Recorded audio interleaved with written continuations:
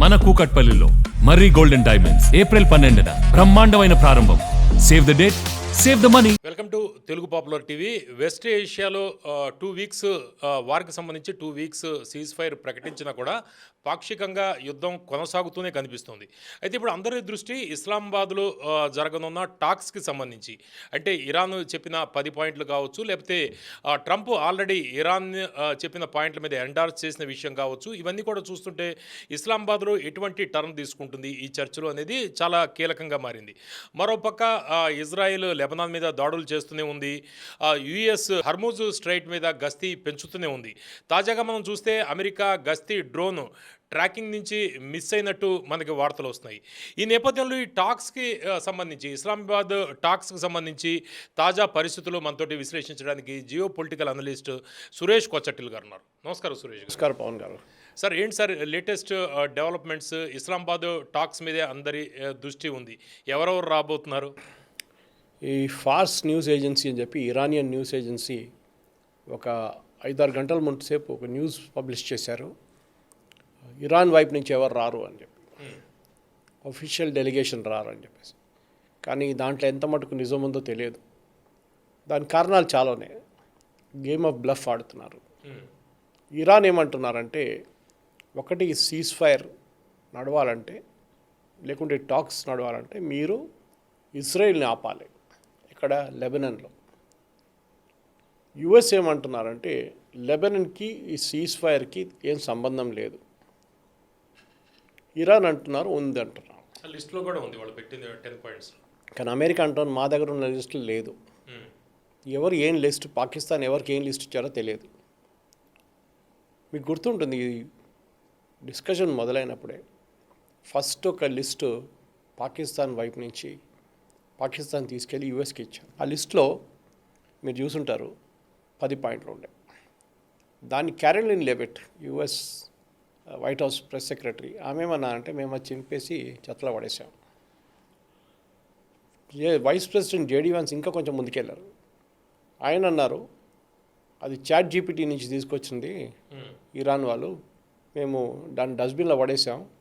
పాకిస్తాన్ దగ్గర చెప్పి ఇంకొంచెం మంచిది తీసుకురా, ఇదేంటి తీసుకొచ్చిందని చెప్పి పాకిస్తాన్ మళ్ళీ పరిగెత్తుకుంటే వెళ్ళి ఇరాన్ దగ్గర చెప్పుంటారు. ఆ లిస్టు వాళ్ళు అంగీకరించట్లేదు, చాట్ జీపీటీ నుంచి కొట్టారంటున్నారు, మీరు ఇంకేమైనా కొత్త తయారు చేయండి అంటే ఇంకో తయారు చేసి ఇచ్చారు వాళ్ళు. అది తీసుకెళ్ళి మళ్ళీ యూఎస్కి ఇచ్చారు. ప్రెసిడెంట్ ట్రంప్ అది చూసి బాగుందిలే మాట్లాడచ్చు దీని మీద అని చెప్పారు. కానీ దాంట్లో ఉన్న చాలా పాయింట్స్ యూఎస్ అగ్రీ చేయరు. అది ఇంకోటి. ఎనీవే, దాని తర్వాత ఇరాన్కి ఇంకొక కాపీ ఇరాన్ దగ్గర ఉంది కదా. ఇరాన్ అంటున్నాను మా కాపీలో మా సపోర్ట్ చేస్తున్న మిలిషియా ఫోర్సెస్, వాళ్ళు మిలిషియా అని చెప్పారు, వాళ్ళు రెసిస్టెన్స్ ఫైటర్స్ అంటారు. అది హూతీలు ఉండొచ్చు, హమాస్ ఉండొచ్చు, హెజ్బుల్లా ఉండొచ్చు. వీళ్ళ వ్యతిరేకంగా ఏం చర్యలు ఉండకూడదు ఈ సీజ్ ఫైర్ టైంలో. యాజ్ ఇట్ ఈస్ హూతీలు క్వైట్గా ఉన్నారు, ప్రాబ్లం లేదు. హమాస్ ఏమో సీజ్ ఫైర్, వాళ్ళ సీజ్ ఫైర్ ఉంది, అది ఇన్ఫ్యాక్ట్ ఇవాళ రేపట్లో ఆ సీజ్ ఫైర్ అయిపోతుంది. హెజ్బుల్లానేమో ఇజ్రాయెల్ కొడుతున్నారు, మొన్న కూడా కొట్టారు. ఈ ముగ్గురికి ఏం కాకూడదని చెప్పి ఇరాన్ ఒక గ్యారంటీ అడుగుతున్నారు. అది ఇవ్వడానికి అమెరికా తయారు లేదు. ఇజ్రాయెల్ కూడా they will not agree to it. Of course Israel is not a party to the talks, Israel ఈ టాక్స్లో లేరు. కానీ అప్పుడు కూడా అమెరికా వాళ్ళ వైపు నుంచి ఏమైనా షరతులు ఇస్తే ఇజ్రాయెల్ అంగీకరించరు.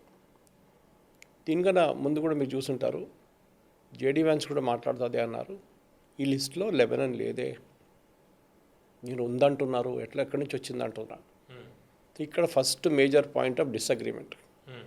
ఓకే, రెండవది is regarding strait of Hormuz. President Trump చాలా క్లియర్గా అని చెప్పారంటే, ఈ సీజ్ ఫైర్ ఎఫెక్ట్లో రావాలంటే స్ట్రెయిట్ ఆఫ్ హార్మోస్ తెరిచిపెట్టారు, లేకుంటే the cease fire will not hold అని చెప్పారు. కానీ నిన్న మీరు చూసుంటారు, నిన్న ఇవాళ కలిపితే 10 షిప్పులు పోయినాయి అంతే. అక్కడి నుంచి రోజుకి 100-110 షిప్పులు పోతున్నది, 10 షిప్పులు పోయినాయి. అంటే that means the action is not happening. Okay, so next step ఏం చేయాలి? సో యుఎస్ అన్నారు cease fire will not hold, మీరు హార్మోజ్ ఓపెన్ చేయట్లేదు. వీళ్ళు అంటారు మేము హార్మోజ్ ఓపెన్ పెడతాం కానీ మీరు అక్కడ దాడి చేస్తున్నారు మా వాళ్ళ మీద, హెజ్బుల్లా మీద, సో దానికోసం మేము ఇక్కడ హార్మోజ్ బంద్ చేస్తాం. సో అక్కడి నుంచే మొత్తం ఎఫర్ట్ ఫెయిల్ అయిపోయింది, కంప్లీట్గా ఫెయిల్ అయిపోయింది. సీజ్ ఫైర్ ఉందంటే ఉంది, లేదంటే లేదు. Depends on which side you look from. ఇప్పుడు జరగబోయేది టాక్స్ మీరు చెప్పినట్లు ఇస్లామాబాద్లో ఇవాళ సాయంత్రం అందరు కలుస్తా అంటున్నారు, రేపు టాక్స్ ఉంటుందంటున్నారు. కానీ నాకైతే దాంట్లో ఏం బెనిఫిట్ కనిపించట్లేదు. ఇన్ఫ్యాక్ట్ మీరు చాలా మటుకు యూఎస్ ఛానల్స్ చెక్ చేస్తే వాళ్ళు కూడా అదే అంటున్నారు, దీంట్లో ఏం రాదు, బయటికి రాదు. ఎందుకంటే వీళ్ళందరూ ఇంత డిఫరెన్స్లో ఉన్నారు. Uranium, no uranium. Missiles, no missiles. Drones, no drones. Hormuz open, Hormuz close. అన్నిటికీ డిఫరెన్స్ ఉంది, 100% డిఫరెన్స్. సో ఏం చర్చిస్తారు మీరు? పవన్ గారు, మీరు నేను కూర్చున్నట్ల మాట్లాడుతున్నప్పుడు పాయింట్ ఆఫ్ అగ్రిమెంట్ ఉండాలి. ఏదైనా ఒకటి డిఫరెన్స్ ఒపీనియన్ ఉండొచ్చు, కానీ ఏదో ఒక పాయింట్లో డిఫరెన్స్ మనం నేరో చేసుకుంటూ రావచ్చు. స్ట్రెయిట్ ఆఫ్ హార్మోస్ ఓపెన్ పెట్టడం ఇరాన్కి ఇది ఇప్పుడు కాదు, 10 year అప్పుడు 10 year వార్ ఇట్లా చెప్తారు మీరు. కానీ సద్దాం హుసేన్తో జరిగిన యుద్ధంలో వాళ్ళకి స్ట్రెయిట్ ఆఫ్ హార్మోస్ విలువ తెలిసిపోయింది అప్పుడే. ఆ టైంలో కూడా బంద్ చేశారు, వీళ్ళు బంద్ చేయలేదు, కానీ వీళ్ళిద్దరు కొట్టుకున్నారు అక్కడిక్కడ. వాళ్ళ మీద బాంబులు వేశారు, వాళ్ళు వీళ్ళ మీద బాంబులు వేశారు. ఫస్ట్ దీని విలువ తెలిసింది అప్పుడు. ఇరాన్కి ఎప్పుడు ఇరాన్ దగ్గర ఒక బ్యాక్ ఆఫ్ ద మైండ్లో ఉంది, మా మీద ఏదో ఒక రోజు యుఎస్ వచ్చి బాంబ్ చేసి మమ్మల్ని మొత్తం ధ్వంసం చేస్తే స్ట్రెయిట్ ఆఫ్ హార్మోస్ని బంద్ చేసి పడేస్తాం. ఇది ఒక ట్రంప్ కార్డ్ లాంటిది, ట్రంప్కి ఇవ్వాల్సిన ట్రంప్ కార్డ్ అది. ఇది ట్రంప్కి ఇచ్చిన బ్రీఫింగ్లో ఇది వచ్చిందంట. వాళ్ళ US army chief of staff general Caine చాలా క్లియర్గా చెప్పారంట, ఇది ఇట్లా జరగవచ్చు అంటే ట్రంప్ వినలేదు, ఆయన మాట పట్టించుకోలేదు, విచ్ ఇస్ వెరీ సాడ్. ఇప్పుడు దాని విలువ అర్థమవుతుంది ఎందుకని. ఆ రోజు వింటే తెలిసిపోతుంది, మీరు ఎంత పెద్ద యుద్ధం చేసినా కానీ స్ట్రెయిట్ ఆఫ్ హార్మోస్ బంద్ చేస్తారు. బంద్ చేయడం అనేది ఏంటి? దాంట్ నుంచి 20% లోకానికి వెళ్ళేది ఎల్పిజి కానీ ఎల్ఎన్జి కానీ క్రూడ్ ఆయిల్ కానీ ఈ రూట్ నుంచి వెళ్తుంది. 40% ఫర్టిలైజర్ ఇదే రూట్ నుంచి వెళ్తుంది. పెట్రోకెమికల్స్ చాలా మటుకు ఈ రూట్ నుంచి వెళ్తుంది. మీకు ప్రతి పెట్రోకెమికల్స్ అంటే ప్రతి ప్లాస్టిక్ ప్రోడక్ట్ నుంచి మీకు నైలాన్ బ్రిసిల్స్ దాకా మొత్తం దాని నుంచి వస్తుంది. ఇప్పుడు ప్రాబ్లం ఉండదు, ఒక 2 నెలల 3 నెలలకు ప్రాబ్లం ఉండదు మ్యానుఫ్యాక్చరింగ్ కంపెనీస్కి. ఈ పాల ప్యాకెట్ నుంచి మీ నీళ్ళు తాగే బాటిల్, ప్లాస్టిక్ బాటిల్ దాకా అందరికీ ఏం ఇంపాక్ట్ ఇప్పుడు ఉండదు, కానీ ఉంటుంది ఒక 2-3 నెలలు ఈ ప్రాబ్లం ఇంకా ముందుకెళ్తే. ఆలోచించండి, ప్రతి దానికి మన మీద ఇంపాక్ట్ ఉంది. ఇప్పుడు స్ట్రైట్ ఆఫ్ హార్మోజ్ పూర్తిగా వాళ్ళకి అప్పచెప్పేయాలి, ఇరాన్ కంట్రోల్ ఉండాలి అనేది వాళ్ళు కోరుకుంటున్నారు. అయితే ట్రంప్ చెప్తుంది కంబైన్డ్గా అంటున్నాడు. అయితే ఇప్పుడు స్ట్రైట్ ఆఫ్ హార్మోజ్ మీద ఆల్రెడీ వీళ్ళు గస్తీ పెంచారు కదా ఇప్పుడు. ఎందుకంటే లేటెస్ట్గా వస్తున్న సమాచారం ప్రకారం మనం చూస్తే వాళ్ళు ఒక డ్రోన్ని పంపించారు, మొత్తం 3 hours నుంచి అది చక్కర్లు కొడుతుంది. అయితే వాళ్ళ రాడార్ నుంచి లేకపోతే వాళ్ళ ట్రాకింగ్ నుంచి అది మిస్ అయిపోయింది. అంటే ఇంకా స్టిల్ అక్కడ గందరగోళం. ట్రంప్ చెప్పిన దానికి ట్రంప్ ఏమనుకున్నారంటే, నేను చెప్పంగానే ఇరాన్ అంగీకరిస్తా అనుకున్నారు. కానీ ఇరాన్కి తెలుసు, ఒక్కసారి వాళ్ళు స్ట్రెయిట్ ఆఫ్ హార్మోస్ని ఓపెన్ అప్ చేస్తే మళ్ళీ వాళ్ళకి లివరేజ్ ఏం లేదు. మళ్ళీ ఇప్పుడు ఏమంటున్నారు, ఇప్పుడు ఇరాన్ అంటున్నారు షిప్లు ఒక కొత్త రూట్ తీసుకోవాలి. మీరు ఆ మ్యాప్ చూసుంటారు నిన్న, closer to Iran, not closer to Oman. ఒకవైపు ఒమాన్ ఉంది, ఒకవైపు ఇరాన్ ఉంది. కానీ వీళ్ళేమంటున్నారు, తిరిగేటప్పుడు మీరు ఒమాన్ నుంచి వెళ్ళకూడదు, మీరు మా వైపు నుంచి తిరగండి. ఎందుకంటే అక్కడి నుంచి చెక్ చేస్తారు వీళ్ళు, ఏ షిప్ వెళ్తుంది విజువల్ చెక్ చేస్తారు. అది వాళ్ళకి కావాల్సిన అనమాట. కానీ ఇప్పుడు షిప్స్ ఎందుకు వెళ్తారంటే అట్లా వాళ్ళు రిస్క్ తీసుకోరు. ఇన్సూరెన్స్ చాలా హెవీగా ఉంది అక్కడ. ప్రెసిడెంట్ ట్రంప్ ఏమో ఈ చిన్న ఒక పని చేయలేకపోతున్నాడు. ఇప్పుడు వాళ్ళతో ఫోర్సిబుల్లీ చేపియాలి, అది చేయలేకపోతున్నాడు. ఇప్పుడు స్ట్రైట్ ఆఫ్ హార్మోజ్లో సీ మైన్స్ గురించి వాళ్ళు చార్ట్ కూడా చదువుతున్నారు. అదే same thing, speaking same thing. So మీరు స్ట్రైట్ ఆఫ్ హార్మోజ్ ఇట్లా ఉంటే మీరేమంటారు, ఒమాన్ నుంచి ఇట్లా వెళ్ళకుండా ఇక్కడ అన్ని మైన్స్ వేసారు మేము అంటున్నారు. ఒమాన్ వైపు మైన్స్ వేసారు, మీ వైపు క్లీన్ పెట్టుకున్నారు మీరు. అదేంటి అర్థం కాదు. Anyway that's a normal war strategy. కానీ ఇరాన్కి ప్రాబ్లం ఇప్పుడు ఎక్కడ వస్తుందంటే, ఒకటి వాళ్ళ దగ్గర డబ్బులు లేవు. చూడండి, ఈ షిప్స్ కూడా హఫ్తా అడుగుతున్నారని చెప్తున్నారు. టోల్ ట్యాక్స్ టోల్ ట్యాక్స్ లాగా అది కూడా యువాన్లాగా ఉంటుంది. ఎందుకంటే డాలర్ తీసుకుంటే డాలర్ ఎక్స్చేంజ్ చేయలేరు వాళ్ళు ఇంటర్నేషనల్ మార్కెట్. చైనీస్ యువాన్ అడుగుతున్నారు అంటున్నారు. ఓకే, లేకుంటే క్రిప్టో కరెన్సీ అడుగుతున్నారంట. ట్రంప్ ఏమో ఇవాళ పొద్దున ఒక ట్రూత్ సోషల్ పోస్ట్ వేశారు, ఇరాన్ని వార్నింగ్ ఇచ్చుకుంటా, మీరు డబ్బులు తీసుకుంటే అంతే సంగతి, నేను చూసుకుంటాను. ఏం చేస్తాడో తెలియదు కానీ రిటర్న్ చేశాడు అంతే. కానీ ట్రంప్కి తెలిసి ప్రాబ్లం ఏంటనేది ఇక్కడ, మీరు ఇరాన్ని ఫోర్స్ చేస్తే ఇరాన్ ఏదో ఒక షిప్ మీద దాడి చేస్తారు, దాంతో అందరూ భయపడతారు. ఓపెన్ అప్ చేయాలంటే ఏంటంటే మీరు ఇరాన్లో ఉన్న ఇప్పుడున్న గవర్నమెంట్ని తింపాలి కిందికి. That is only way to do it. And Trump చేయలేరు, అప్పుడు తెలిసిపోయింది ఆయనకు చాలా క్లియర్. రెజ్యూమ్ చేంజ్ జరగదు. మిలిటరీ పవర్ మీరు ఎంత యూజ్ చేసినా కానీ స్ట్రైట్ ఆఫ్ హార్మోస్లో పనికిరాదు. It's a very narrow stretch of water. Iran easily hand held మిసైల్స్తోనో లేకుంటే సూసైడ్ బాంబర్స్తోనో, అంటే బోట్లో జెట్ స్కీస్లో ఉన్న బాంబర్స్తో చేయొచ్చు, ఈజీగా చేయొచ్చు. అది పెద్ద పనేం లేదు. కానీ యుఎస్ భయపడుతున్నారు ఇప్పుడు. అది యుఎస్ ముందేమన్నారు, మాకు దాంతో సంబంధం లేదు, స్టేట్ ఆఫ్ హార్మోస్తో సంబంధం లేదు, మేమేం చేయట్లేదు, మేమేం తెప్పించుకోవట్లేదు. ఇప్పుడు చూడండి, ప్రతి చోట ప్రతి కంట్రీ దీని మీద ఇంపాక్ట్ అయిందన్నమాట. మీరు ఎక్కడైనా చూడండి, చిన్న కంట్రీ నుంచి పెద్ద కంట్రీ అందరూ ఇంపాక్ట్ అయ్యారు.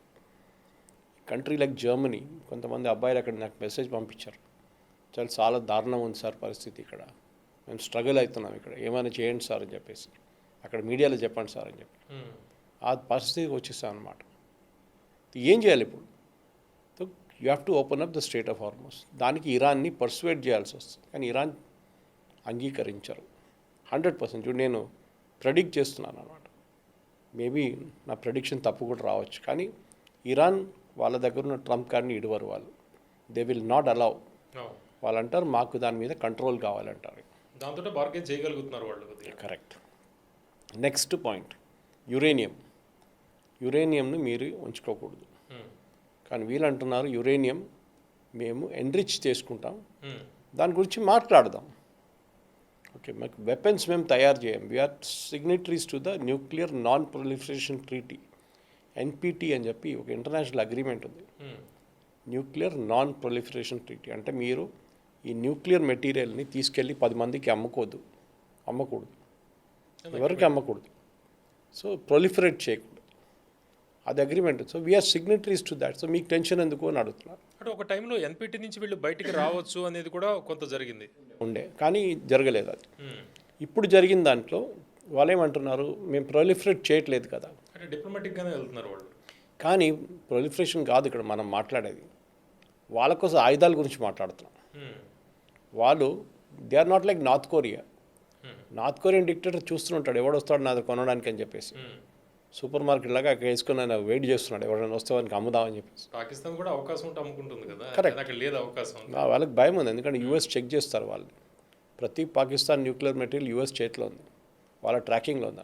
సురేష్ గారు, ఇప్పుడు లేటెస్ట్గా ఇరాన్లో ఆటమిక్ ఎనర్జీ ఆర్గనైజేషన్ మహమ్మద్ ఇస్లాం ఆయన చెబుతుంది ఏంటంటే యురేనియం ఎన్రిచ్మెంట్ మాకు చాలా టాప్ ప్రయారిటీ, మోస్ట్ ఇంపార్టెంట్. అందులోంచి మేము నాకు అర్థం కాదు, ఎన్రిచ్ చేసి ఏం చేస్తారు? ఎన్రిచ్ చేసి మీరు ఫ్రిడ్జ్లో పెట్టుకోలేరు కదా, ఎన్రిచ్ చేసి దాన్ని యూజ్ చేయాల్సి వస్తుంది. ఎనర్జీకి వాడతారా? ఎనర్జీకి మీకు అంత ఎన్రిచ్మెంట్ అక్కర్లేదు. 6 to 8% మ్యాక్సిమం 10% చాలు ఎనర్జీకి వాడుకోవచ్చు. అంటే వీళ్ళ ఉద్దేశం ఏదో ఉంది, ఆబ్వియస్లీ ఉంది, అంటే డౌట్లెస్. వీళ్ళకేంటంటే వీళ్ళకి ఇజ్రాయెల్ని ట్యాకిల్ చేయాలి. వీళ్ళ ప్రిన్సిపల్ ఎనిమీ యుఎస్ కాదు, ఇజ్రాయెల్. పక్కలో బల్లం కదా. ఇజ్రాయెల్ని కొట్టాలంటే వీళ్ళ దగ్గర న్యూక్లియర్ వెపన్ ఉండాలి. వాడి దగ్గర ఉంది, మా దగ్గర ఉండాలి. సో ఇజ్రాయెల్ ఏంటంటే వీళ్ళ దగ్గర వచ్చింది అనుకోండి, మేము అంతే మా సంగతి. ఇన్ఫాక్ట్ ప్రెసిడెంట్ ట్రంప్ చెప్పారు, మీకు గుర్తుంటుంది, if Iran had a weapon, nuclear weapon, Israel would have been wiped off the map. ఇజ్రాయెల్ని మ్యాప్ నుంచి తూడ్చేస్తారు ఇరాన్, న్యూక్లియర్ బాంబ్ వేసేసి. వాళ్ళ ప్రజలు అంతా చనిపోతే పోనీ అని చెప్పేసి వేసేస్తారు ఇరాన్. దానికోసం మేము we are making sure that they don't have a nuclear weapon. వాళ్ళ దగ్గర న్యూక్లియర్ వెపన్ ఉండకూడదు, అది మేము ట్రై చేస్తున్నాం. ఓకే, నా ఇరాన్ న్యాచురలీ మీరు చెప్పిన స్టేట్మెంట్ ప్రకారం వాళ్ళ చీఫ్ చెప్పారు, మేము ఆబ్వియస్ అడుగుతారు ఎందుకు, మీకు అక్కర్లేదు కదా, మీరు వెపన్స్ తయారు చేయట్లేదు, మళ్ళీ ఎన్రిచ్మెంట్ ఎందుకు? You have to give a reason. వాళ్ళు ఇవ్వలేరు, రీజన్ ఏం లేదు, reason is this only. So అది కూడా it will be a non starter. Half వే కూడా రాలేరు. ఎందుకంటే యురేనియం మీకు 10% కన్నా ఎక్కువ చేస్తే మీరు ఏదో మీ మైండ్లో ఏదో ప్లాన్ ఉందని తెలిసిపోతుంది చాలా న్యూక్లియర్ వెపన్కి పోతున్నారు. డెఫినెట్గా. మూడవది వీళ్ళు అడిగేది, అమెరికా అడిగేది అండ్ ఇరాన్ అడిగేది మనం చూద్దాం. ఫస్ట్ ఇరాన్ డిమాండ్ చేస్తుంది ఏంటంటే మా మీద ఉన్న ప్రైమరీ శాంక్షన్స్ తీసేసేయండి. మన నిన్న కూడా మనం దీని గురించి మాట్లాడాం. దాని కొంచెం కూడా క్లారిటీ వచ్చింది ఇవాళ. వాళ్ళు ఏమంటున్నారంటే మా మీద ఆయిల్ శాంక్షన్స్, మేము ఆయిల్ ఎవరికైనా అమ్ముకోవచ్చు అని చెప్పి మాకు శాంక్షన్స్ ఇవ్వండి, శాంక్షన్స్ తీసేసేయండి మొత్తం. అది అంత ఈజీ కాదు. ఎందుకంటే అమెరికాకి తెలుసు అమెరికా వచ్చింది ఇరాన్కి ఇదే ఆయిల్ కోసం వచ్చారు. మళ్ళీ వాళ్ళు అమ్ముకుంటే అమెరికా ఏం చేస్తారు? గోళ్ళు ఆడుకుంటారా? చేయలేరు కదా. సో అమెరికాకి కావాలి ఆయిల్. అది వాళ్ళు వెనిజువేలా అని మాట్లాడుతుంటారు అప్పుడప్పుడు. President Trump is exactly the same thing. Iran oil ఇప్పుడు ఏం చెప్తున్నా చూడండి, స్ట్రెయిట్ ఆఫ్ హార్ముజ్ ఇరాన్ ఉంటే లేకుంటే ఉండకుంటే కూడా ఓపెన్ చేసేస్తాం. ఆయిల్ ఇట్లా ఫ్లో అవుతూనే ఉంటుంది అక్కడి నుంచి. సో డెఫినెట్గా వాళ్ళ స్ట్రాటజీ అదనమాట. ఆయిల్ మీద చేయి ఉంటే డెఫినెట్గా అమెరికాకి చాలా డబ్బులు వస్తాయి, వెనిజువేలా లాగా. నెక్స్ట్ వీరేమంటున్నా అంటే మా మీద సెకండరీ శాంక్షన్స్ తీసేయండి.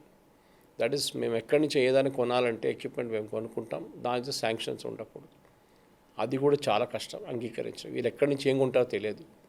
ఎప్పుడు ఇంగ్లీష్లో మనం దీంట్లో సైంటిఫిక్ లాంగ్వేజ్లో డ్యూయల్ యూసేజ్ ప్రాజెక్ట్స్ అంటాం. అంటే మీ ఇంటి పనికి వాడుకోవచ్చు, ఒక న్యూక్లియర్ మిసైల్ కూడా తయారు చేసుకోవచ్చు, రెండింటికి పనికి వస్తుంది అనమాట. డ్యూయల్ యూసేజ్ ఉంటుంది దానికి. అట్లాంటి ప్రోడక్ట్ చాలా డేంజరస్. మల్టీపర్పస్.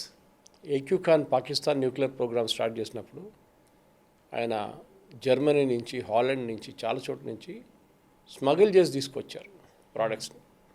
అది కూడా డైరెక్ట్ పాకిస్తాన్కి తెప్పించుకోకుండా దుబాయ్ నుంచి మిగతా చోట్లకి అక్కడ పంపించాడు. చూస్తే మేము అనుకుంటారు ఇది ఇండస్ట్రియల్ యూసేజ్, ఇది చాలా కామన్, ఓకే పోనీయండి అంటారు. కానీ దాన్ని వాడుకున్నంత న్యూక్లియర్ బాంబ్ తయారు చేయడం. This is what Pakistan did. This is what north Korea చేసిన కూడా ఇదే పని చేశారు వాళ్ళు. అండ్ ఇరాన్ కూడా నేర్చుకొని లెసన్ నేర్చుకొని ఇదే మనం కూడా చేస్తే బాగుంటుంది. కానీ ఇరాన్ ఒకటే ప్రాబ్లం ఏంటంటే ఒక ఇస్లామిక్ బాంబు ఉండకూడదు. ఆల్రెడీ పాకిస్తాన్ దగ్గర ఒక ఇస్లామిక్ బాంబు ఉంది, ఇంకొక నేషన్కి ఇస్లామిక్ బాంబు ఉండకూడదు అని చెప్పి ఇరాన్ మీద శాంక్షన్స్ పెట్టారు వీళ్ళు. నెక్స్ట్ వీళ్ళు అన్నారు మా మీద దాడి చేయమని చెప్పేసి మీరు చేయకూడదు, మేము చేయము అని చెప్పేసి ఇంటర్నేషనల్ ఒక ఒప్పందం, ఇంటర్నేషనల్ గ్యారంటీ ఒకటి తీసుకురండి. ఎవరు ఇస్తారండి గ్యారంటీ? యుఎన్ ఇస్తే వాళ్ళ రాసిన కాగితం మీద ఉన్న వాల్యూ ఉండదు దానికి. ఈ పాయింట్లన్నీ కూడా యుఎన్ దగ్గర లీగల్గా అవ్వాలి అంటున్నారు. ఇంపాసిబుల్. అయితే కూడా ఏం చేస్తారు? రేపు అమెరికా అంటారు okay we will not hit you, 2 నెలల తర్వాత మళ్ళీ వెళ్ళి ఒక బాంబు వేస్తారు. అప్పుడు వీళ్ళు అరే మీరే అన్నారు కదా వేయరని. అప్పుడు చెప్పాము మైండ్ మార్చుకున్నాం, మైండ్ మార్చేసి మేము బాంబు వేస్తాం. అరే మేము యూఎన్కి వెళ్తాం, నువ్వు యూఎన్కి వెళ్ళి ఏంగానో చేసుకో, మేము పట్టించుకోం, అది ఏదని చెప్పుకుంటారు వాళ్ళు. ఇదన్నమాట ప్రాబ్లం. సో ఇట్లాంటి 10 పాయింట్లు నెగోషియేట్ చేయడానికి పవన్ గారు అక్రాస్ ద టేబుల్ కూర్చొని మాట్లాడాల్సింది. మీరేమి ఇస్తారు, మేమేమి ఇస్తాం. ఇప్పుడు మీరు ఇజ్రాయెల్ పొజిషన్లో ఇరాన్ పొజిషన్ ఉంటే మీరేమంటారు? మాది మొత్తం ధ్వంసం అయిపోయింది కంప్లీట్గా. ఒక పని చేయండి, మాకు ఒక $1 trillion ఇవ్వండి, రీకన్స్ట్రక్షన్ మొత్తం, మా ఫ్యాక్టరీలు కానివ్వండి, మా బ్రిడ్జ్లు కానివ్వండి, మా రైల్వే స్టేషన్స్ కానివ్వండి, మా ఎయిర్పోర్ట్లు కానివ్వండి, ఇదన్నీ మేము రీకన్స్ట్రక్ట్ చేయాల్సి మాకు డబ్బులు కావాలి. Are you allow us to collect hafta from strait of Hormuz, ఏదైనా ఒక ఆప్షన్. ఓకే, ఇది యుఎస్ అంగీకరించారు. యుఎస్ అంటారు కావాలంటే మేము ఫండింగ్ ఇప్పిస్తాం, ఇంటర్నేషనల్ మానిటరీ ఫండ్ నుంచి, అట్లాంటి ప్లేసెస్ నుంచి ఫండ్ ఇప్పిస్తాం మీకు. కానీ అది కూడా చివరు. ఎందుకంటే ఇట్ ఈస్ లైక్ పవన్ గారు ఒఫీషియల్గా కోర్టుకి వెళ్ళి ఆర్డర్ తీసుకొచ్చి ఎవరో మీ ల్యాండ్ మీద ఇల్లీగల్గా ఒక బిల్డింగ్ కట్టారని చెప్పి ఆర్డర్ తీసుకొస్తారు కోర్టు నుంచి. అది మున్సిపల్ అథారిటీస్ వచ్చి డెమాలిష్ చేస్తారు ఆ ఇల్లీగల్ ల్యాండ్ ప్లాట్, అది ఇల్లు. తర్వాత మీరు ఎవరిది ఇల్లు కూల్చేశారో వాడు వచ్చి అడుగుతున్నాడు నాకు కాంపెన్సేషన్ కావాలి, నా ఇల్లు కూల్చేస్తున్నావు కదా అని చెప్పేసి. ఇది అట్లా అయిపోతుంది అన్నమాట case. Israel will not agree to any such stuff. US అప్పుడు కూడా అంగీకరించుకోవచ్చు, కానీ ఇజ్రాయెల్ అస్సలు అగ్రీ.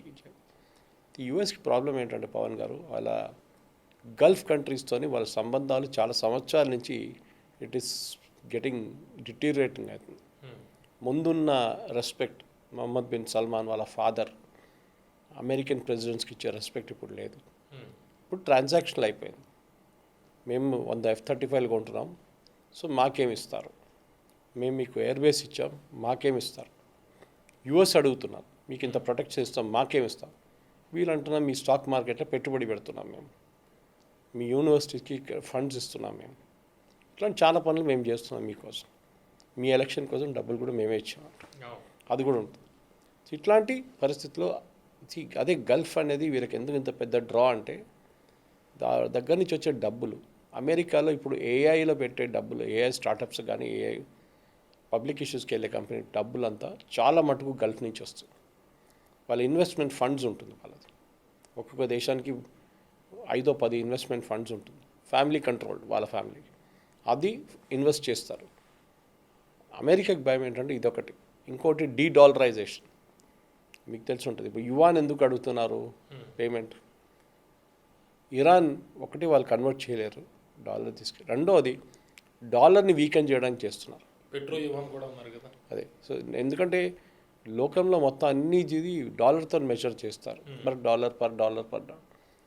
ఇరాన్ ఏమంటారు, డాలర్ వద్దు, డాలర్ తీసేద్దాం. ఇన్ఫ్యాక్ట్ ప్రెసిడెంట్ ట్రంప్ మీకు గుర్తుంటుంది పవన్ గారు, ఆయన ఫస్ట్ స్వేరింగ్ ఇన్ తర్వాతనే ఒక వార్నింగ్ ఇచ్చారు ఇండియాకి, బ్రెజిల్కి, అందరు కలిసి బ్రిక్స్ కంట్రీస్కి. అప్పుడు మన బ్రిక్స్ కరెన్సీ అని చెప్పి ఫ్లోట్ చేయాలని ఒక ప్రపోజల్ ఉండే. ప్రెసిడెంట్ ట్రంప్ ఏమన్నారు, మీరు అది ఫ్లోట్ చేస్తే మేమందరినీ క్లాస్ తీసుకుంటాను, నేను ఒక్కరిని కూడా ఉండేనియను, నేను dollar should be the prime currency, ఎందుకంటే డాలర్ మీద బతుకుతారు యుఎస్ గవర్నమెంట్. గ్లోబల్ కరెన్సీ కదా, not just global currency, printing currency. మీకు రేపు $100 million కావాలన్నా యుఎస్ గవర్నమెంట్ దగ్గర లేదు, ఏం చేస్తారు, ప్రింట్ చేయరా అంటారు, బట్ ప్రింట్ చేస్తాడు, దానికి విలువ లేదు అసలు. సో ఇది ఈ కరెన్సీ తీసుకెళ్ళి డంప్ చేస్తారు ఇంటర్నేషనల్ మార్కెట్లో, లోన్లు తీసుకుంటారు, ఇట్లాంటి ఆయిల్ పర్చేసెస్ తీసుకుంటారు, అన్నిటికీ వీళ్ళు వాడుకుంటారు అది. సో డాలర్ వాల్యూని వీళ్ళు స్ట్రాంగ్గా ఉంచుకోవడం యుఎస్ గవర్నమెంట్ స్ట్రాటజీ అన్నమాట. ఇంకోటి వీళ్ళ వైపు నుంచి వీళ్ళు అడిగేది అష్యూరెన్స్ ఏంటంటే, మీరు ఈ 3 ఆర్గనైజేషన్స్ ఉన్నాయి చూడండి, వాళ్ళు డైరెక్ట్గా ఏం చెప్పట్లేదు, ఇండైరెక్ట్గా చెప్తున్నారు, వాళ్ళు రెసిస్టెన్స్ ఫైటర్స్, వాళ్ళని స్లోలీ అంగీకరించమంటారు వీళ్ళు. చూడండి ఇప్పుడు లెబనాన్లో హెజ్బుల్లాకి ఒక పొలిటికల్ ఆర్మ్ ఉంది, వాళ్ళ ఎంపీస్ ఉన్నారు, ఐ థింక్ 14 మంది ఎంపీస్ ఉన్నారు వాళ్ళ పార్లమెంట్లో. సురేష్ గారు, ఇప్పుడు లెబనాన్ గురించి నేను అడగబోతున్నాను. ఇప్పుడు సీజ్ ఫైర్ విషయంలో 2 weeks సీజ్ ఫైర్ అనౌన్స్ చేసిన తర్వాత మనకి గ్యాప్ వచ్చింది, సమస్య వచ్చింది. ఎక్కడంటే ఇజ్రాయెల్ వాళ్ళు లెబనాన్ మీద దాడి చేయడం. అక్కడ లెబనాన్ అనేది ఒక గవర్నమెంట్, అక్కడేమో హిజ్బుల్లా వాళ్ళు ఉన్నారు. అసలు హిజ్బుల్లా రోల్ ఏంటి అక్కడ లెబనాన్ గవర్నమెంట్ ఉంది, హిజ్బుల్లా వాళ్ళు ఉన్నారు. హిజ్బుల్లాని అక్కడ లెబనాన్ వాళ్ళు ఎలా చూస్తారు? ఇది మీరు హూతీల గురించి యెమెన్లో అడగవచ్చు, హమాస్ గురించి గాజాలు అడగవచ్చు.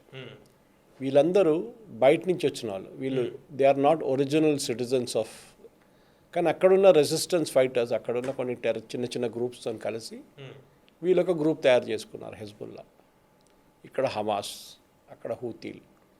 వీళ్ళకి ఇప్పుడు దాకా అంటే ఒక 20 సంవత్సరాల ముందు దాకా లిబరల్గా ఫండింగ్ ఇస్తుండే ఇరాన్, ఇప్పుడు కూడా ఇస్తున్నారు అనుకోండి.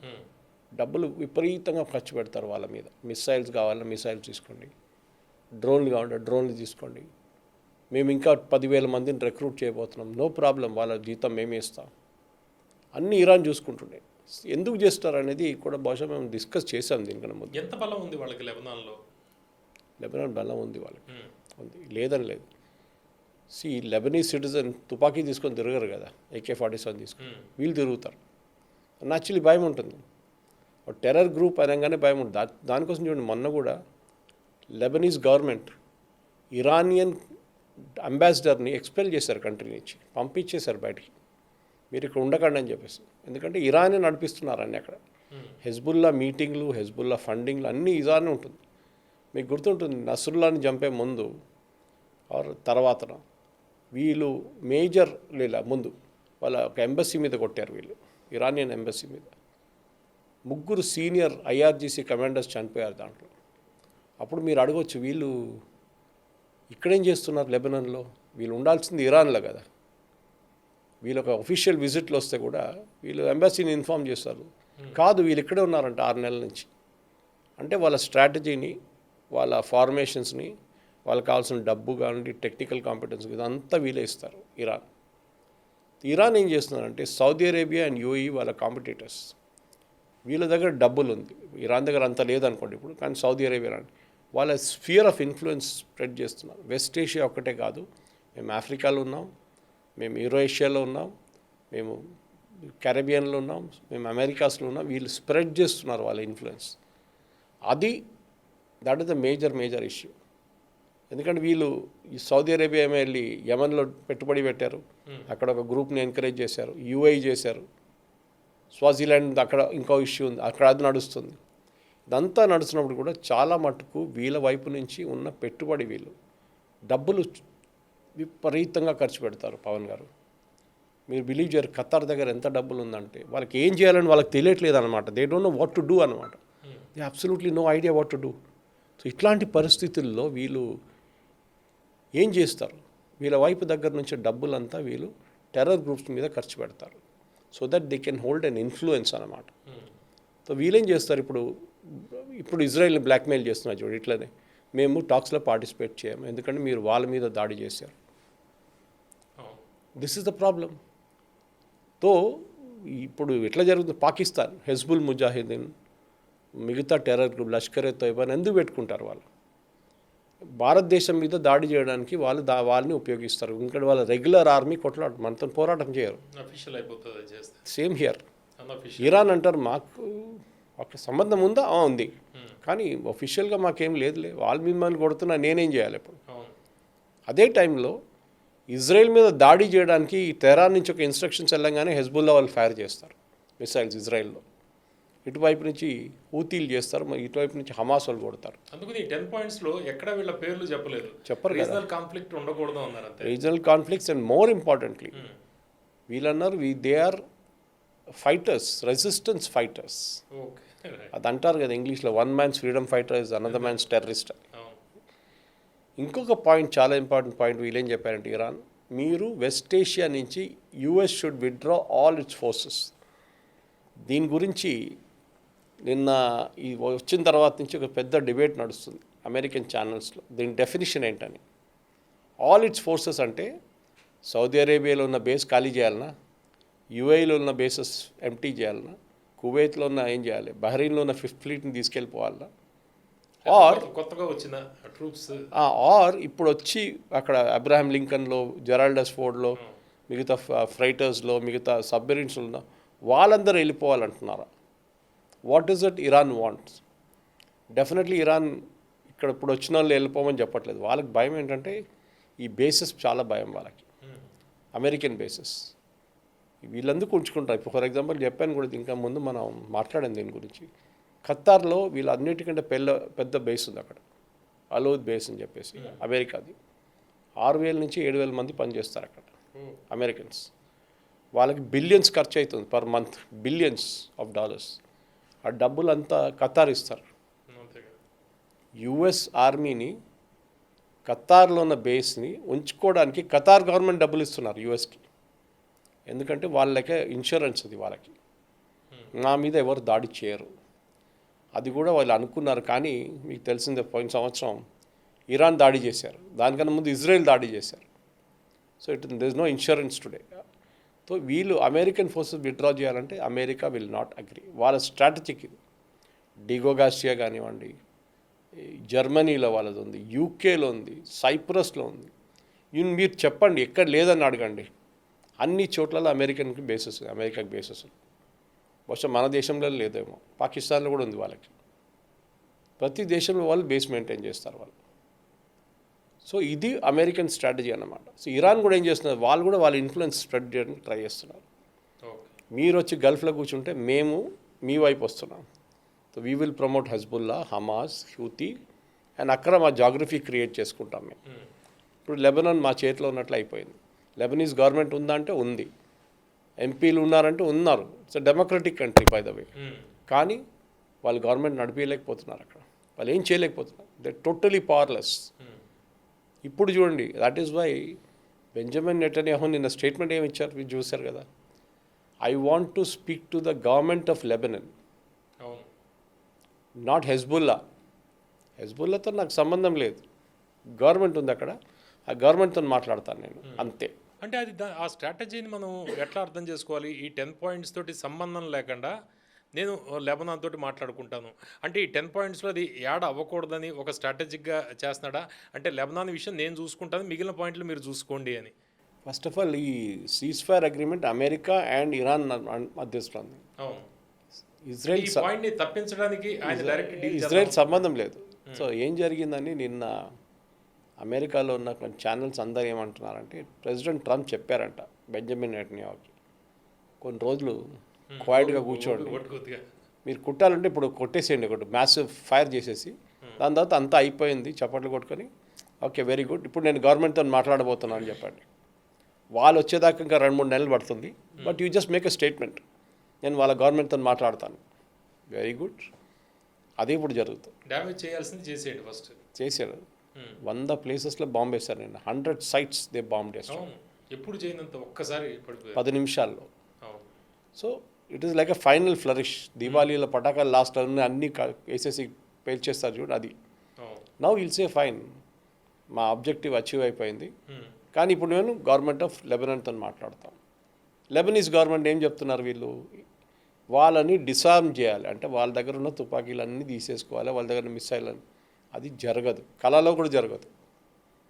హమాస్ అది జరిగింది కదా, హమాస్ని డిసార్మ్ చేయాలని చెప్పి అగ్రిమెంట్లో ఉండే, కానీ చేశారా? ఎవరు చేయలేదు. ఎవరు చేస్తారు? ఇప్పుడు మీరు పాకిస్తాన్ని పంపిస్తారా? పాకిస్తానీ ఫోర్సెస్ అక్కడ ఉన్నారు గాజాలో, ఏదో 25 దేశాలతో సహా. వాళ్ళని పంపిస్తే చూడండి, ఒక్కడు మిగలడు, కొట్టేస్తారు అందరిని హమాస్. సో ఇది డిసార్మ్ చేయడం అంత ఈజీ కాదు. It is absolutely impossible. Suresh గారు, ఇప్పుడు నాటో విషయం మనం చూస్తే స్ట్రైట్ ఆఫ్ హార్మోజ్ దగ్గర చాలా క్లిష్టతరమైన పరిస్థితులు ఉన్నప్పుడు, అంటే సెకండ్ వీక్ ఆ టైంలో నాటో వాళ్ళ సపోర్ట్ అడిగితే నాటో వాళ్ళు సపోర్ట్ చేయడానికి సిద్ధంగా లేరు. ఇప్పుడు నాటోనే డైరెక్ట్ వచ్చి మేము సపోర్ట్ చేస్తూ ఉంటుంది. అయితే ట్రంప్ చెబుతుంది నాకు అవసరం ఉన్నప్పుడు మీరు రాలేదు, ఇప్పుడు మీ అవసరానికి నేను సిద్ధంగా లేను అనేది చెబుతున్నాడు. అంటే నెక్స్ట్ నాటోలో వీళ్ళ సపోర్ట్ రానున్న రోజుల్లో పూర్తిగా నాటో నుంచి బయటకు వచ్చే అవకాశం ఉందా? నేటో అనేది అమెరికా ఏమంటున్నారు, ఇన్ని సంవత్సరాల నుంచి నేనే మీకోసం డబ్బులు ఖర్చు పెడుతున్నాను, నేనే మిమ్మల్ని కాపాడుకున్నాను. ఇవాళ ఆయన స్టేట్మెంట్ కొరియా గురించి కూడా ఇచ్చిండు, సౌత్ కొరియా గురించి.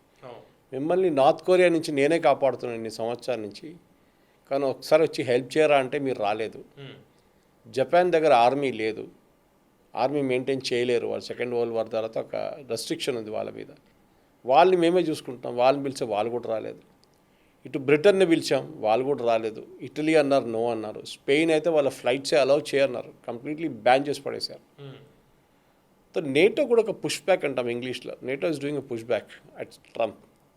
ఎందుకంటే నేను రోజులాగా ట్రంప్ నేటోని చాలా తిట్టాడు, విపరీతంగా తిట్టాడు. మీకు గుర్తుంటుంది, వాళ్ళ యూజ్లెస్ ఫెలోస్ వాళ్ళు ఎప్పుడు నేను పిలిస్తే రారు. ఇది వార్ కన్నా ముందు అంటున్నాను నేను. ఇప్పుడు అది ఇంకా కొంచెం పెరిగింది. సో నేటో ఏం చూస్తున్నారంటే మీరు చెప్పినట్లు అక్కడ వెళ్ళి మా దగ్గర 2 షిప్లు పంపించమంటారా ఇప్పుడు అంటే నాకు వద్దులే. అంటే ఆ రోజు ఎందుకు నాటో వాళ్ళు సిద్ధంగా లేరు, ఈ రోజు ఎందుకు ట్రంప్ వెంటబడుతున్నారు? నేటో అనేది ఒక దేశం కాదు, మనకు తెలిసింది. వాళ్ళ అబ్జెక్టివ్స్ ఉంటుంది, వాళ్ళ పుల్స్ అండ్ ప్రెషర్ ఉంటుంది, వాళ్ళ పార్టీస్ ఉంటుంది. స్పెయిన్లో ఒక లెఫ్టిస్ట్ గవర్నమెంట్ ఉంటే హంగరీలో ఇంకో రైటిస్ట్ గవర్నమెంట్ ఉంటుంది. యూకేలో ఒక మిడ్ లెవెల్ గవర్నమెంట్, అక్కడిక్కడ లేని గవర్నమెంట్ ఉంటారు. అదే టైంలో ఫ్రాన్స్లో ఇంకొక టైప్ గవర్నమెంట్ ఉంటుంది. వాళ్ళ ఇంట్రెస్ట్ ఉంటుంది. మొత్తం అన్ని ఈయూలో కంట్రీసే, ఒక ఎక్సెప్ట్ ఈ కెనడా, యుఎస్. అదే అందరిని తీసుకొచ్చి ఒక ఒపీనియన్ తీసుకురావడం చాలా ఇంపాసిబుల్. ఆ దేశాలకి వాళ్ళ పొలిటిక్స్ ఉంటుంది. ఇప్పుడు చూసాం కదా మనం, ఇటలీ అంటారు మేము పార్టిసిపేట్ చేయాలి, స్పెయిన్ అంటారు మిమ్మల్ని పక్కన కూడా రానియం మేము. సో నేటో అనేది చెప్పింది కదా ఎయిర్ బేస్ వాడుకో వీలు లేదన్న. సో చెప్పడానికి చాలా ఈజీ. ఇప్పుడు కియర్ స్టార్మర్ తిరుగుతున్నారు గల్ఫ్లోనే. ఓకే, ఇప్పుడు ఇచ్చి ఏం చేసుకుంటారు మీరు? ఫస్ట్ ఆఫ్ ఆల్ నేటో అనే ఒక North Atlantic Treaty Organization last action వాళ్ళ వైపు నుంచి యుద్ధం అని చెప్పలేను, కానీ ఒక ఏం చెప్తారు కొంచెం ఎక్స్పీరియన్స్ వాళ్ళకి వచ్చింది ఆఫ్ఘనిస్తాన్లో. ఉమ్, దాని తర్వాత వాళ్ళు యుద్ధం ఏం పార్టిసిపేట్ చేయలేదు. ఈవెన్ యూక్రెయిన్ రష్యా వార్లో వాళ్ళు పార్టిసిపేట్ చేయలేదు. వాళ్ళు పక్కన కూర్చొని తమాషా చూస్తున్నారు, కానీ ఆయుధాలు ఇస్తున్నారు, డబ్బులు ఇస్తున్నారు, ట్రైనింగ్ ఇస్తున్నారు. స్టేట్మెంట్ అయితే ఇచ్చింది కదా. స్టేట్మెంట్ ఇస్తుంటారు, అదే అంటున్నాను. ఆయుధాలు ఇస్తున్నారు, డబ్బులు ఇస్తున్నారు, ట్రైనింగ్ ఇస్తున్నారు, స్టేట్మెంట్లు కూడా ఇస్తున్నారు. కానీ యూక్రెయిన్కి ఏమైనా దాంతో యూజ్ ఉండే కరెక్ట్ మిసైల్స్ పనికొచ్చింది, వాళ్ళ మిసైల్స్ చాలా మటుకు పనికొచ్చింది, వాళ్ళ ట్రైనింగ్ కూడా పనికొచ్చింది. కానీ నేటో యాజ్ అన్ ఆర్గనైజేషన్ మిమ్మల్ని మీ మీద దాడి చేస్తే మిమ్మల్ని మేము కాపాడుకుంటాం నేటోలో ఒక పాలసీ ఉంది. కానీ ఇప్పుడు అది నాటోలో ఏ కంట్రీ మీద ఒకళ్ళ మీద దాడి చేస్తే మిగిలినవన్నీ సపోర్ట్ చేయాలి. సో నేటో హెడ్ అని చెప్పలేదు. నేటోలో అన్నిటికంటే పెద్ద రాష్ట్రం యుఎస్ కదా. అవును. యుఎస్ మీద దాడి చేశారా? ఇరాన్ చేశారు కదా. అప్పుడు మీరు ఎందుకు వెళ్ళలేదని అడుగుతున్నారు. అప్పుడు వీళ్ళ లాజిక్ ఏంటంటే ఈ యుద్ధం మా దగ్గర మీరు అడగలేదు, మొదలుపెట్టే ముందు మీరే డిసైడ్ చేసుకున్నారు. మీరు ఇజ్రాయెల్ వచ్చి డిసైడ్ చేసుకున్నారు యుద్ధంకి వెళ్దామని. మా దగ్గర అడిగారా? అడిగితే మేము చెప్తుండే మీ దగ్గర వెళ్ళకూడదు, ఇది ఇంత రిస్క్ ఉంది, నాట్ రిక్వైర్డ్. అంతా అయిపోయిన తర్వాత అక్కడ మొత్తం మటాష్ అయిపోయి వాళ్ళు మొత్తం మీ తల మీద బాంబులు తీసుకొచ్చి వేస్తుంటే అప్పుడు మీరు పరిగెత్తుకుంటే మా దగ్గర వచ్చి అరే మీ షిప్లు ఉన్నాయా, మీకు ఆర్మీ ఉన్నారా, పంపించండి అని చెప్పేది. Sorry we are not getting. మళ్ళీ ఇందులో ఒక పాయింట్, ఇప్పుడు వీళ్ళు చెప్పింది వార్ అని కాదు, మిలిటరీ ఆపరేషన్ అనేది యూఎస్ చెప్తోంది. ప్లస్ దాడి యూఎస్ మీద ఇరాన్ వాడు కొట్టలేదు, ఇరాన్ మీద యూఎస్ కొట్టింది కాబట్టి నాటో తప్పించుకునేందుకు అవకాశం ఉంటుంది. ఆయనేం అడిగారంటే ప్రిన్సిపల్లీ వాళ్ళకి ఆపరేషన్ యుద్ధం అని సోకాల్డ్ మిలిటరీ ఆపరేషన్లు అడగలేదు. స్ట్రైట్ ఆఫ్ హార్మూజ్ ఓపెన్ చేయడానికి మాకు షిప్స్ కావాలని చెప్పారు. వీళ్ళకి తెలుసు రిస్క్ ఏంటనేది చాలా మటుకు, అందరికి తెలుసు. ఈవెన్ భారతదేశం అడిగితే మనం కూడా నో అని చెప్తాం. మన షిప్ అక్కడ పంపే కానీ ఇరాన్ దాని మీద కొడతారు, షిప్ మొత్తం పోతుంది, మన సెయిలర్స్ చనిపోతారు. ఎందుకు రిస్క్ తీసుకోరు. అప్పుడు కేస్ స్టామర్ అదే అన్నారు, sorry I cannot. First of all Britain దగ్గర ఒక్క షిప్ కూడా లేదు కరెక్ట్ అనేది, మీరు బిలీవ్ చేయరు. ఒక టైంలో ఏం చెప్తారు, రాయల్ నేవీ అనేగానే చాలా ప్రెస్టీజియస్ ఉండే. బ్రిటన్ రూల్స్ ద వేవ్స్ అంటారు ఆ టైంలో. ఇప్పుడు పోయి వేవ్స్ పోయి వాళ్ళ దగ్గర ఒక షిప్ కూడా లేదు కరెక్ట్ ఉన్నది, అన్ని రిపేర్లు పడి ఉన్నాయి. ఓకే, వాళ్ళ ఎయిర్క్రాఫ్ట్ క్యారియర్ కూడా రిపేర్లు పడి ఉన్నాయి. Nothing that is left with them. So Britain అన్నారు మా దగ్గర ఏం లేదు, ఇప్పుడు మేము ఏం పంపించమంటారు మా దగ్గర. కావాలంటే ఒక షిప్ ఉంది, అది బయలుదేరింది ఎక్కడి నుంచో, వచ్చి వస్తూ 3 వారాలు పడతాయి. ట్రంప్ అని నాకు అప్పుడు దాకా అక్కర్లేదు, అప్పుడు దాకా యుద్ధం అయిపోతుంది అన్నారు. ఇది వాళ్ళ లాజిక్ అన్నమాట. ఇన్ఫ్యాక్ట్ రీసెంట్లీ ఒక ట్రైనింగ్ కోసం యూకే నేవీ పర్సన్ ట్రైన్ చేయడానికి ఐ థింక్ స్పెయిన్ దగ్గర ఒక షిప్ వీళ్ళు లోన్లో తీసుకున్నారు. ఆ పరిస్థితిలో ఉన్నారన్నమాట. సో యూరోపియన్ యూనియన్ కానీ NATO, especially NATO is not ready for a war. మీరెవ్వరు యుద్ధం చేయలేదు యాక్చువల్లీ. వాళ్ళ ఖర్చు కూడా చాలా తక్కువ. వాళ్ళ జీడిపిది 5% ఖర్చు పెట్టమని ట్రంప్ ఎప్పటి నుంచో చెప్తున్నారు. నేను ఖర్చు పెడుతున్నాను, మీరు ఎంజాయ్ చేస్తున్నారు. ఇప్పుడు నేను పెట్టుబడి పెట్టండి, మీరే పెట్టండి. మీరు 2% నుంచి మీ జీడిపిది 5% తీసుకురండి డిఫెన్స్ బడ్జెట్, దాని తర్వాత మనం మాట్లాడదాం చెప్పి చాలా మటుకు నేటో దేశాలు చేశారు. అది పవన్ గారు, that there is no doubt about it. 2 నుంచి 3 నుంచి 4% దాకా పెంచుకున్నారు వాళ్ళ defence budget GDP. That is a good move. Okay, Suresh గారు, ఇప్పుడు 2 వీక్స్ సీజ్ ఫైర్ ప్రకటించినా కూడా యుద్ధ వాతావరణం ఇంకా ఉంది. ఇంకా ప్రపంచ దేశాలు అంటే గల్ఫ్ మీద ఆధారపడుతున్న దేశాలన్నీ కూడా చాలా ఇబ్బంది పడుతున్నాయి, గల్ఫ్ కూడా చాలా ఇబ్బంది పడుతుంది. ముఖ్యంగా మన దేశం విషయానికి వస్తే మనం ఎంత ఇబ్బంది పడ్డాము అంటే గ్యాస్ సిలిండర్ల విషయంలో కావచ్చు, పెట్రోల్ బంకులు కూడా ఒక ఆర్టిఫిషియల్ కావచ్చు, లేకపోతే నిజంగా సమస్య మనకు తెలియదు, కానీ ఒక ఇబ్బంది పడిన పరిస్థితి అయితే చూసాం. ఎరువులకి సమస్యలు ఎదురవుతాయి, రైతులు కూడా ఇబ్బందులు పడుతున్న పరిస్థితి. రానున్న రోజుల్లో ఇంకా మరింత ఇబ్బంది పెరిగే అవకాశం కూడా కనిపిస్తున్నట్టు వార్తలు వస్తున్నాయి. అయితే మన ఇండియన్ డిప్లొమసీ ఎట్లా ఉంది ఇప్పుడు? ఎందుకంటే జైశంకర్ కావచ్చు, లేకపోతే పెట్రోకెమికల్స్ మినిస్టర్ పూరి కావచ్చు, వీళ్ళు ఏదైనా ఎటువంటి చర్యలు తీసుకుంటున్నారు? వీళ్ళు పూరి గారు ఆల్రెడీ వాళ్ళ ఖతార్లో ఉన్నారు. Jaishankar is also travelling in Middle East. Pavan గారు మనం చేయాల్సింది మెయిన్గా, మోదీ గారు మొన్న కూడా అన్నారు, కోవిడ్ నుంచి నేర్చుకోవాలి మనం. కోవిడ్లో మన సప్లై చైన్ అనేది మొత్తం దెబ్బతిన్నది. ఫార్మస్యూటికల్స్ నుంచి ఎలక్ట్రానిక్స్ అన్నీ చైనా కంట్రోల్ చేసుకున్నారు కోవిడ్ టైంలో. వాళ్ళకి ఫస్ట్ కోవిడ్ వచ్చింది కదా అక్కడ. సో వాళ్ళ ఫ్యాక్టరీలు బంద్ చేసేసారు. మనకి ప్రోడక్ట్స్ రావట్లేదు, మనం మొత్తం ఆగిపోయింది. మీకు గుర్తుంటుంది ఆ టైంలో ఈవెన్ కొరియాలో చిప్స్ దొరకలేదు మనకి, సౌత్ కొరియా నుంచి. 6 నెలలు వెయిటింగ్ లిస్ట్ ఉండే కోవిడ్ తర్వాత. అది జరగకూడదని అప్పుడే మనం ఒక డిసిషన్కి వచ్చాం. మనకు కావాల్సింది సెల్ఫ్ సఫిషియన్సీ, మన చిప్పులు మనమే తయారు చేసుకోవాలి, మనకు కావాల్సిన ఏపీఐస్ మనమే తయారు చేసుకోవాలి. అది మనం చేసాం అప్పుడు కోవిడ్ టైంలో. ఇప్పుడు వచ్చిన కొత్త సమస్య ఏంటంటే, ఫర్ ఎగ్జాంపుల్ మేము చెప్పాను చూడండి, హీలియం ఉంది. మీరు హీలియం ఎక్కడి నుంచి ప్రొడ్యూస్ చేస్తారు? ఖతార్ ఉన్నప్పుడు వాళ్ళ దగ్గర కొనుక్కుంటాం, మళ్ళీ మీరు ఫ్యాక్టరీ పెట్టాలా చేయాలి అక్కర్లేదు, హీలియం వాళ్ళ దగ్గర కొనుక్కుంటాం. This we took it for granted. ఇప్పుడు సడన్గా టప్ అని ఆగిపోతే ఏం చేస్తారు? సో ఇవాళ ఐ వాజ్ వాచింగ్ వెబ్కాస్ట్ ఒకటి, ఒక కెనడియన్ కంపెనీ గురించి వాళ్ళ CEO మాట్లాడుతున్నారు. ఇప్పుడు రోజుకి వాళ్ళొక వెబినార్ పెడితే 1500 మంది వస్తున్నారంట కంపెనీల నుంచి ఆ వెబినార్కి అటెండ్ చేయడానికి ఆన్లైన్.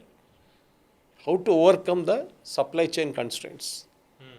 నేను చెప్పాను, ఫార్మస్యూటికల్స్ ఎగ్జాంపుల్ ఇచ్చాను మీకు.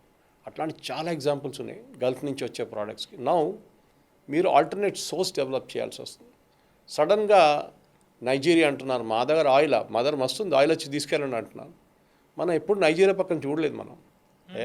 యూజ్లెస్ వాడికి ఆయిల్ ఏంటని చెప్పి ఉంది. అర్జెంటీనా వాళ్ళ దగ్గర ఆయిల్ ఉంది, గయానా ఆయిల్ ఉంది. అరే అది చాలా దూరం బాస్, ఉంటే దూరం అయితే ఏమైంది?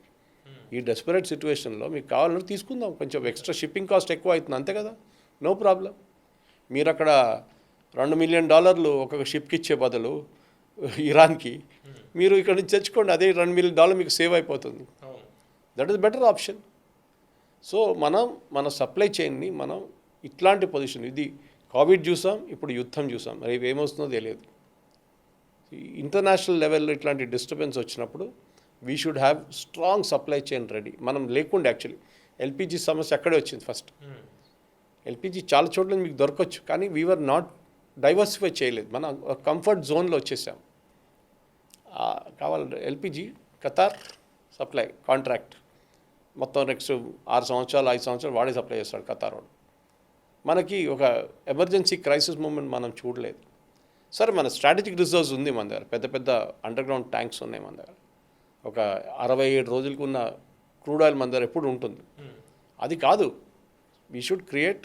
రేపు హీలియం లేదు, రేపు పెట్రోకెమికల్స్లో ఒక ప్రోడక్ట్ రేంజ్ లేదు, ఏం చేస్తారు? ఎక్కడి నుంచి తెప్పించుకుంటారు? ఈ స్ట్రైట్ ఆఫ్ హార్మోజ్ ఒకవేళ దాన్ని ఓపెన్ అవ్వాలని అందరం కోరుకుంటున్నాము. అయితే ఇదే సీజ్ ఫైర్ ఏదో ఒకవేళ ఈ టాక్స్ ఇవన్నీ కూడా క్యాన్సిల్ అయ్యి, లేకపోతే ప్రతిష్టంభన మరికొన్ని వారాలు పెరిగే పరిస్థితి ఏదైనా ఉంటే ఏంటి మన స్ట్రాటజీ ఏ విధంగా ఉండే అవకాశం ఉంది? అంటే నార్మల్సీకి రావాలంటే ప్రయత్నాలు ఎలా ఉంటాయి? నార్మల్సీకి రావాల్సిందే, అదే అమెరికా ప్రయత్నం. ఏమని చెప్పినా కానీ ప్రెసిడెంట్ ట్రంప్ని మనం ఆయన గురించి మీములు తయారు చేయడము, ఆయన గురించి జోకులు కొట్టడం కానీ ఈజ్ ట్రైయింగ్ రియలీ హార్డ్. ఎందుకంటే ఆయన ప్రాబ్లం ఉంది, ఆయనకున్న పర్సనల్ ప్రాబ్లం ఉంది. ఏంటి? అమెరికాలో మిడ్ టర్మ్ పోల్స్ వస్తుంది ఇంకొక 5-6 నెలల్లో. అంటే జెన్యూన్గా ట్రై చేస్తాను, ఎందుకంటే అక్కడ ప్రైసెస్ పెరిగింది. వాళ్ళ మ్యాగా బేస్ మొత్తం వాళ్ళు ప్రెసిడెంట్ ట్రంప్కి వ్యతిరేకంగా వచ్చేసారు. ఇదేంటి ప్రైసెస్ పెరుగుతున్నాయి, సూపర్ మార్కెట్లో అన్ని ప్రోడక్ట్ల రేట్లు ఎక్కువైనాయి. ఎందుకంటే డీజిల్ ఎక్కువైంది అనుకోండి, డీజిల్ ఇప్పుడు $5 అమ్ముతున్నారు గ్యాలన్, $4 ఉండే. పెట్రోల్ ఏమో 2 ఉండే 3 అయిపోయింది, ఇప్పుడు 4కి వెళ్తుంది అది. సో ప్రజలు ఏమంటున్నారంటే మేము ప్రతి చోట మేము బండ్ల పెట్రోల్ ఫ్యూయల్ ఫిల్ చేస్తున్నప్పుడు ఎక్స్ట్రా పే చేస్తున్నాం. సూపర్ మార్కెట్కి వెళ్తే ఏది కొనాలని అక్కడ ఎక్స్ట్రా కడుతున్నాం, ఎందుకంటే ట్రక్ కూడా ఎక్స్ట్రా ఛార్జ్ చేస్తున్నాడు. సో అంత ఈజీ కాదు. సో ప్రతి దేశానికి ప్రాబ్లం ఉంది. ఫిలిపీన్స్లో చూడండి, ఎమర్జెన్సీ డిక్లేర్ చేశారు అక్కడ, ఫైనాన్షియల్ ఎమర్జెన్సీ. శ్రీలంకలో 15 లీటర్స్ ఇస్తున్నారు ప్రతి 4 వీలర్. సో మనకు అట్లీస్ట్ ఆ పరిస్థితికి మనం రాలేదు ఇంకా. సో ఇది బహుశా ఇంకొక 2 వారాల్లో ఇది మొత్తం క్లియర్ అయిపోతుంది, అటువైపు ఇటువైపు ఏదైనా ఒకటి. ఓకే, ఇవాళ మీటింగ్ జరిగింది అనుకోండి, మంచిది. జరగకపోతే మళ్ళీ ట్రంప్ థ్రెటన్ చేస్తాడు, నేను బాంబు వేసేస్తాను. స్ట్రైట్ ఆఫ్ హార్మోజ్ ఓపెన్ చేయడం అన్నిటికంటే సెన్సిబుల్ థింగ్, కానీ that is not the only solution. రేపు స్ట్రైట్ ఆఫ్ హార్మోజ్ మళ్ళీ బంద్ అయితే మీరు ఏం చేస్తారు? That should be the solution. That is the solution you should find out. ఈ కంట్రీస్ ఎవరెవరు ఉన్నారో వాళ్ళ ద్వారా చాలా డబ్బులు ఉన్నాయి. Qatar, Saudi Arabia, Kuwait, Bahrain, Oman, they should find an alternative way. ఇప్పుడు Saudi Arabia east west pipeline తయారు చేశారు, మొన్న దాన్ని కొట్టేశారు, మళ్ళీ ఇరాన్ కొట్టాడు. 40 సంవత్సరాల ముందు కట్టారు పవన్ గారు, అది వాడలేదు వాళ్ళు, వాడుకున్నారు చిన్న అప్పుడప్పుడు వాడుకున్నారు. ఇప్పుడు ఫుల్ కెపాసిటీ నడుస్తుంది, 7 మిలియన్ బ్యారెల్స్ పర్ డే వాళ్ళు దాని నుంచి పంప్ చేస్తున్నారు. 24/7 పనిచేస్తే దాని మీద దాడి జరిగింది. బ్యాకప్ ఏంటి మీకు? ఇంకో పైప్ లైన్ ఉందా? లేదు. ఇది ప్రాబ్లం. ఇది మీరు క్రియేట్ చేయాలి. మీరు ఆల్టర్నేట్, వీళ్ళ దగ్గర డబ్బులంతా వీళ్ళ లగ్జరీకి వాడుకున్నారు. నెక్స్ట్ వీళ్ళు బయట పెట్టుబడి పెట్టుకున్నారు. వీళ్ళకి తెలుసు చాలా రోజులు ఉండవు. ఏదో ఒక రోజు అయిపోతుంది ఆయిల్. సో వీళ్ళకి కావాల్సిన రైట్ ప్లేసెస్లో పెట్టుబడి పెట్టారు, so that they can lead the same life style, luxurious life style. కానీ ఇప్పుడున్న దానికి మీరు అడిగిన ప్రశ్నకి డెఫినెట్గా అన్ని దేశాలు కలిసి ఆలోచించాలి దీన్ని. How do we overcome this? మీరు సౌదీ మీద డిపెండ్ అయితే సౌదీ వాళ్ళే మీకు east west corridor, east west pipeline లాగా ఒక 10 పైప్ లైన్లు వేయాలి. అప్పుడు మీకు 70 మిలియన్ బ్యారెల్స్ పర్ డే వచ్చేస్తుంది. No tension. అన్నీ ఓవర్ గ్రౌండ్ వేయాలనేది అండర్ గ్రౌండ్ కూడా వేయచ్చు కావాలంటే. అప్పుడు మీ మీద దాడులు ఎక్కువ ఉండవు ఆ టైం. ఇది మెయిన్ సొల్యూషన్ అన్నమాట. చూద్దాం. ఎనీవే ఐ థింక్ మంచి న్యూస్ రావాలి, కానీ టైం పడుతుంది, అంత ఈజీ కాదు ఇది solution. Okay, thank you very much sir. Thank you Pavan గారు. ఇది ఇస్లామాబాద్ టాక్స్ బట్టి మరో 24 గంటల్లో జరగబోతున్న ఇస్లామాబాద్ చర్చలు నేపథ్యంలో ఈ ప్రతిష్టంభనగా ఒక కొలిక్కి వచ్చే అవకాశం ఏదైనా కనిపిస్తుందా అనేది మనం చూద్దాం.